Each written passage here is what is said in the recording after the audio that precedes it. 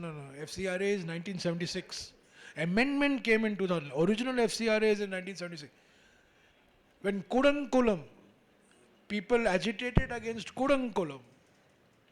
My own friend Narayan Swamy, now the Chief Minister of Pondicherry, said that SP Uday Kumar is anti-national.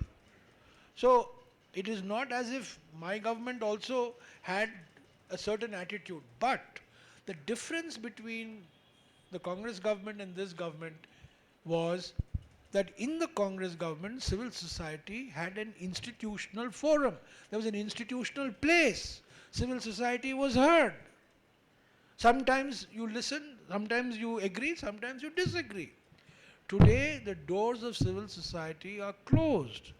And in fact, many civil society organizations have simply closed down because there is no doors are opening, nobody is listening to them, there is no consultation with them. I can tell you, I was a member of the National Advisory Council. These 6 laws that were drafted, the first draft of the RTI was prepared by Aruna Roy. The first draft of the National Rural Employment Guarantee Act was prepared by Jean Drèze.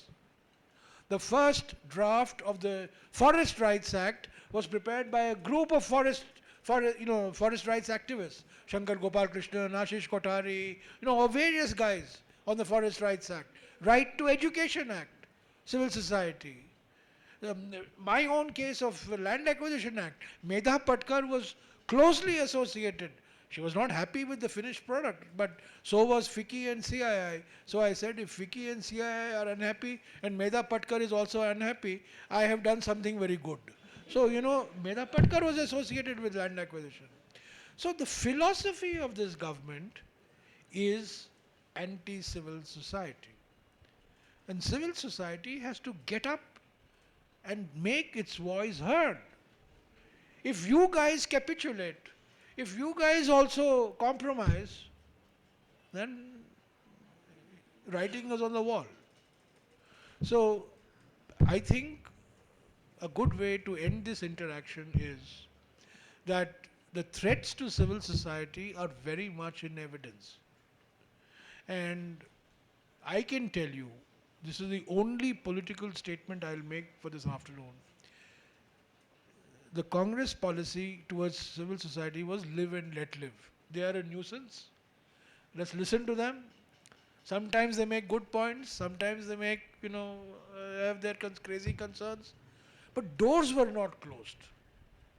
There was no vindictiveness against civil society organizations of the type that you are seeing today. Public Health Foundation of India, which is a perfectly respectable organization, has had its FCRA cancelled. One organization after the other. You can see what is happening to Seva and Ila Bhatt, the great Ila Bhatt. Her organization has been blacklisted. And she is no longer working in many states, particularly in Gujarat.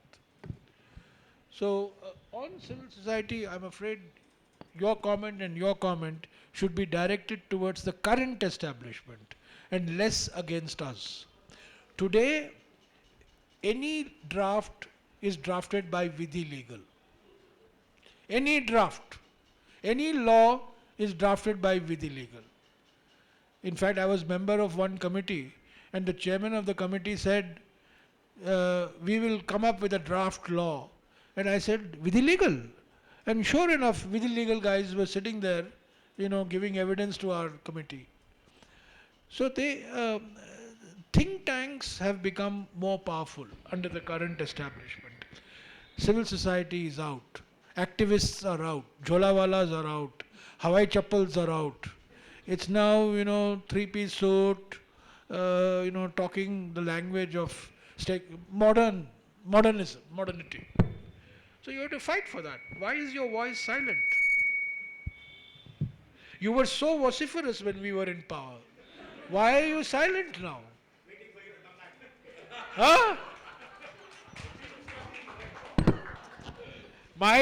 I complained to Sunita Narayan. You all know who Sunita Narayan is? She made my life miserable. But I met her, I listened to her. I made up part of my decision-making system. And I told Sunita Narayan, I have not heard a choo from you for the last 4 years. But when we were in power, every day, press statement, interview, anti-people policy of Dr. Manmohan Singh's government will destroy environment, all sorts of, including my friend here. I had a big fight with him on National Biodiversity Act. You remember? Including my friend here, I had such a big fight. And he criticized me right, left and center. Last 4 years, the man has been modicum of silence. Maunavratam.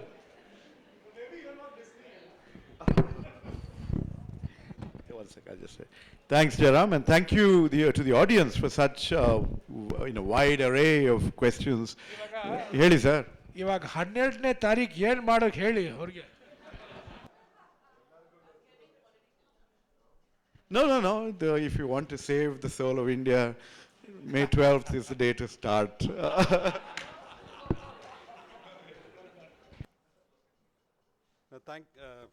Thanks for this. For people who've been here since morning,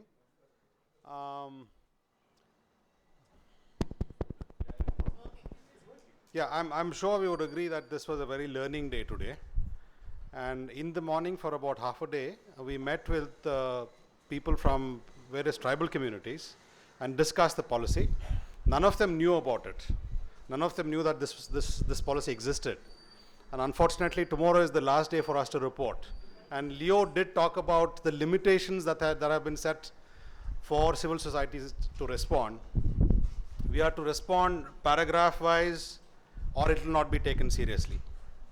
So, this pursuit of balance in an inherently casteist and feudal society does not exist.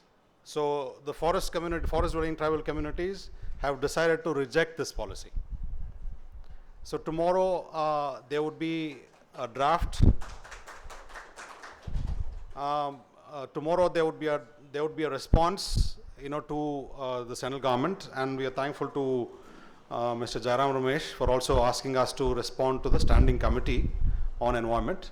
You send me a copy and send Rajiv also a copy, and I will speak to the chairman, Anujan. So I will speak to the chairman, and I will make sure that he schedules a meeting. Okay. And calls you for giving evidence. That's a more systematic way of doing it. This, I think this meeting was also to create this kind of counter politics. So it was just not to have an indoor meeting between a few people. It was to also develop this counter politics, and we are glad that you've offered to help us in the process. This goes a long way. Having said that, I would want to also talk about a few things that came up here, including this aspect of elite capture. An elite capture of governance is the epitome of it can be seen here in Bangalore, and we can see a lot of these processes start here in this city, and then they are scaled up across the country for whatever reason. This issue about it's not even a lobbying group, because I think in a democracy we would all agree for even industries to lobby. It's not about lobbying, it's about direct access. Even when you have this particular dispensation here in the state, and when deprived communities find it difficult to even get an appointment with a corporator, with a ruling government corporator, there are a few people who can gain access to the chief minister, have a breakfast meeting, and come out with decide on large projects within half an hour. So you have people who have been able to invite themselves to a meeting with the chief minister, and that was the point that was raised. And you yourself very clearly spoke about how Communist Kerala, Congress Karnataka, and BJP other states have been secular in their assault of the Western Ghats, because not only did they refuse the recommendation of the Madhav Gadgil report, there were loopholes but largely progressive. They even refused Kasturi Rangan's report, and Kasturi Rangan is just not minus, it's less than half of Madhav Gadgil report. And this is the state of affairs, and the sense of balance in this context becomes very difficult. And we would want to tell you that, you know, we are not compromising, we are not capitulating. And so it's, though it is existential in nature, this crisis, we will stand up to what is right and what is just as far as ecology is concerned and deprived communities are concerned. And this is, you know, this today's gathering was about that. At the end, of course, I would like to, I mean, this talk was, I think it was stupendous. Rajiv, we need to organize more of these. You know, I personally hope your dreams come true in your next elections, but if you do, I don't speak for my organization, I don't speak for this group, but this is my own personal observation.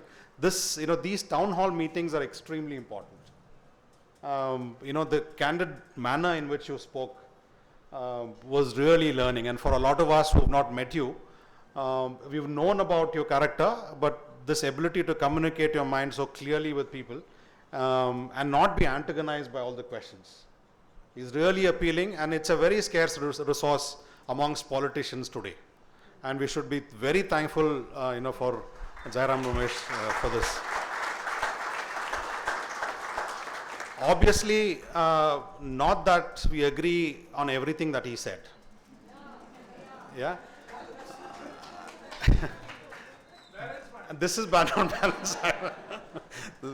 And Rajiv has been, you know, for the past few months, right? I mean, this head of the research wing of the Congress, so less than a year. You know, we congratulated him when he got into that position, because it was required that you have people who have tried to occupy that space between academics and activism to also be advising a political party at the national level.